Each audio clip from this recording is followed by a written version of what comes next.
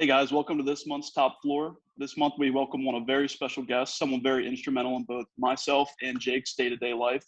VP of Sales, Mr. Joe Blodgett. We're excited to have you on. Thanks, guys. Appreciate it. All right, let's hop into it. All right, everybody. So with that, we're going to hop straight into the beers. I think we're going to let our special guest, Mr. Joe Blodgett, go first this time. What you sipping on, Jeff? I got Old Pro. I got Cold Pro from Union. Yeah. Dude, I didn't realize that the Old Pro is the like spring seasonal. So all they have right now is Cold Pro, which it's going out. So that's pretty cool. I think I might take the cake this week. 420 strain. Oh. G13 IPA, SweetWater. There you go. Topical. Now that's Carolinas too, isn't it? SweetWater has a Georgia facility, but they brew mainly out of Georgia. That's where they started. Have you had this? I've never even heard of Union Brewery. I will tell you. I swear the duck pin to me is the best. Just regular IPA. They have double duck pin. All their beer is phenomenal. Like as far as breweries go, and it's not because I'm a homer. Like it's legit. Do they have it down here, Connor? Have you ever seen it down here? Yeah. They might not. I'll definitely agree with Joe. Like I think they are probably one of the most underrated breweries around here. Like everything they put out is really good. So it's amazing. Maybe as far as sours go, like the Old Pro is awesome. Really? You'll get twisted if you drink too many of those bad boys, but it's good.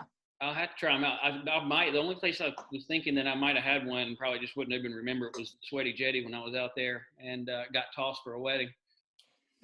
Yeah, you're not going to find this type of beer at the Sweaty. It's light, they're more of light beer connoisseurs there. I think they were LIT connoisseurs when I was there. That was their big. Being a Maryland guy, I thought it only fitting to partake in a Maryland brewski. That's fair. Connor's from up there too, so I'm sure he appreciates it. Connor botched us last week and brought a Leinenkugel, and then this week he's drinking out of a tulip glass. Well, I thought I got the memo that we were doing like 420 themed beers, so I ran down to the market and I got High and Hazy from Terrapin. I've had that. So, have you? It's pretty good. Yeah, it's good. Not bad. But yeah, I always got to keep it a little classy with the little tulip glass. Yeah. Oh, yeah. Definitely a really hoppy IPA. It's about 6%, so nothing too crazy, but it's really good. Definitely another, again, common theme, summer drinker. So it's a good one. Definitely recommend. I like it. Cheers. Cheers. Do you actually taste hemp? Yes, very much so. It's like super earthy. Like it's kind of, you get the aromatics of it. Like if you ever smelled like hemp or terpenes, like CBD even, you can definitely, it's definitely got it in there. So cool. Sounds chewy. All right, and we're going to jump right into the questions. So, Joe, we're going to start it off with this one. How did you get into the flooring industry? Yeah, I think that's probably the most interesting question you could probably pose anybody about how in the world they get into the flooring industry. Because if you go around and start interviewing 12-year-olds and essentially ask them what they want to do when they get older, none of them say, I want to sell flooring, right? And so everybody somehow has this crazy, way that they have somehow weaseled their way into this entire industry. And for me, it was just a simple deal where I get out of college. I had a poli-sci major with a history minor, which, as you all know, it's not shit. So I'm just kind of trying to figure my way out through life. And it's actually, I meet a guy who had just sold his company to a larger company, essentially. And then what they did was they were bringing a new flooring product to the United States market. And so for me, I was just a young guy just trying to figure something out. And what was intriguing to me at the time was the sky was the limit, right? Like, hey, you come join this company and, figure out how to sell flooring and figure out the industry. And if it works out for you, it's all you. And, there's a ton of growth within this opportunity. And so that was really, to me, what I felt like was really cool about it. It wasn't really what I was selling. It was more about the opportunity for the growth. And obviously I meet Kevin Jablon, and, that's where really the fun really started, of saying, hey, you want to blow something up? You really want some fun here? Join me. He kind of just started Spartan Surfaces, And here I am 11 years later, still hustling these floors. And for anybody that doesn't know, Joe is not only a VP, but he was, I believe, the first person to get the Living Legend Award at Spartan, which is pretty cool, right? Well, right now I'm the only one, so it's just You're I'm the only one. guy with my picture on the wall. So we certainly need someone else to join me up there because right now it just looks weird. Connor and I work on it, but I mean, hey, as the only person with a portrait hanging in Sparta, that's not a bad stick. Well, and there's certainly plenty of people that deserve the opportunity to join me on that wall. So, and I'm sure there's going to be many more to come. I like it. And then I guess that's a good segue in asking you then. I mean, obviously, we're all Spartans here. Everybody's got their own unique story. And, you know, I think the world of Spartan in general, for so many reasons, more than I can count. But, you know, what makes Spartan special for you? I know you kind of talked about the open opportunity in general in flooring, but, you know, really honing in, what is Spartan that's different than everybody else? There's hands down, it's the people, right? The people that are within this organization are what make it what it is. And it's really because we don't hone in on the product. We hone in on the people, and we really base it all off relationships, right? Trying to find, you know, this very special group, both inside and outside of the company that, you know, are dedicated not just to Spartan, but to the entire cause, right? Mm-hmm. It's funny because you go back and look at Spartan, you know, 10, 11 years ago, where it was this ragtag group of people that all they wanted to do was go out there and kick ass, right? Mm-hmm. And make this company that really wasn't that well known at the time, you know, the biggest and best thing that they possibly could. And that still holds true today, right? So every time we go into a market and every time we bring somebody on, you know, it's not about LVT or, you know, this product or that product. It really comes down to Jay Cleary. It really comes down to Connor LaPlante and all the other people that are within the organizations. We pride ourselves on relationships and finding the right people to join, you know, the organization. So Spartan Surfaces has a group of people that I would put up against anybody, second to none. Well, I know, Connor, you know, you're a little bit fresher than me, but you probably have a similar input here, but it is crazy. I don't think I joined Spartan 5 years ago. Everybody that was there then is here now. And I don't think that happens unless you have the right people, for sure. So true. And if you look at what from your guys' standpoint, I mean, there isn't a company out there that allows for the entrepreneurial spirit of reps to do videos like this, that encourage to use social media the way that we do, to come up with your own gimmicks out there in the world. And it just helps build the relationships, helps build your own brand within the company itself, right? You go to other places, man, it's all about their books. It's all about their product lines. And you get buried underneath of this big monster brand name, where here it's all about Connor. It's all about Jake. It's all about the individual person and their own, you know, business within a business. We've been kind of posing this one to, you know, all the industry leaders we've been talking to. Give us, you know, an interesting story or an interesting experience that you've got to live, you know, being associated with Spartan and being in this role. Yeah, that's a good question. I mean, you've done so many different things, right? Like I've had the opportunity to probably, you know, travel to different parts of the world and visiting some of our different manufacturers. But I still would say the craziest experience was really when I was joining this company. My wife is 6 months pregnant. We were buying our first house. And one day I had this lunch with KJ at this Mexican restaurant where I had salsa all over my shirt, and he loves pointing that out to everybody about how I look like a slob. And I probably did. I was 27 years old at the time. And coming home and telling my wife that I was completely leaving the job that I had gotten myself to a certain point in at the time, and I was leaving, and I was going to join this company called Spartan Surfaces.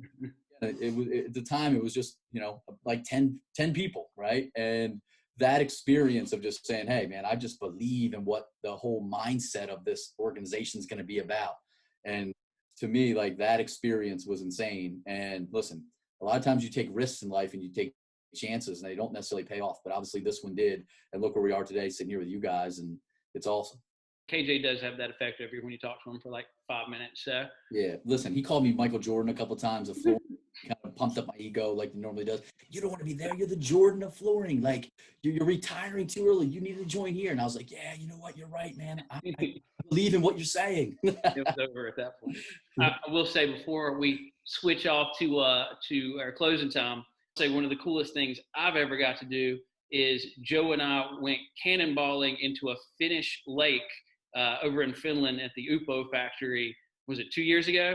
Yeah. And the one thing I have learned about Joe is he likes cold water the least of any human being I've ever met, because he was in that thing and out. Yeah, cold water and me just don't mix. The second that my toe literally touched the water, I was like grabbing hold of the pole to swing my ass back around, back onto the dock.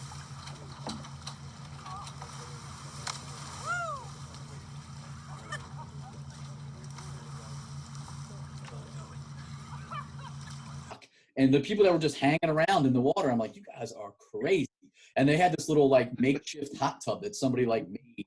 And I couldn't wait to jump right into that bad boy. There was no filtration of the water system. I didn't care. It was nice and warm, and I was getting right in that thing. I think the water was like heated up by wood. It was bizarre. I was really holding back there on my comment. I was going to say, yeah, I think Jake had told me about that skinny dip story when you guys went out there. You should have. Remember, you can edit everything out, right? Right. All right. Well, I think with that, probably got closing time to go over to. We'll cheers it up one more time before we head that way.